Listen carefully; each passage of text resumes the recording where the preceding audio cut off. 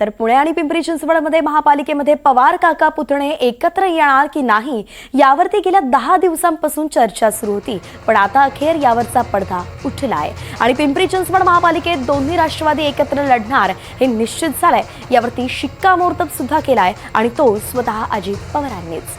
पिंपरी चिंचवडमधील तळवडे इथे प्रचाराचा नारळ फोडत त्यांनी जाहीर केलाय की अजित पवार यांनी दोन्ही राष्ट्रवादी एकत्र लढणार असं सांगितलंय।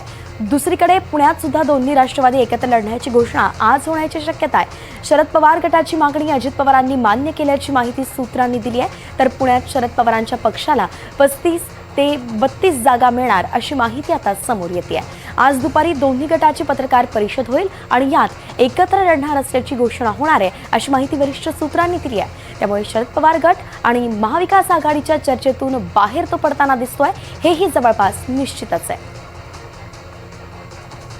पिंपरी चिंचवडमध्ये उमेदवारी लढवत असताना त्यामध्ये राष्ट्रवादी काँग्रेस पक्ष म्हणजे घड्याळ आणि तुतारी हे एकत्रपणे निवडणुकीला सामोरं जात आहे। त्याच्यामुळं हा परिवार पुन्हा एकत्र येण्याचं काम होत आहे। बऱ्याच जणांच्या मनामध्ये तशा पद्धतीनं होतं। शेवटी मित्रांनो, आपण अनेक जण शेतकरी आहोत, शेतकरी तुमची माझी जात आहे।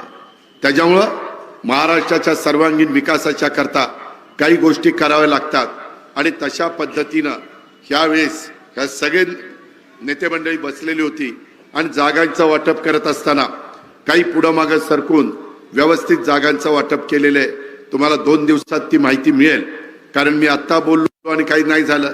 बघा काय यांनी सांगितलं आणि काय झालं, त्याच्यामुळं जरा 2 दिवस कळ काढा।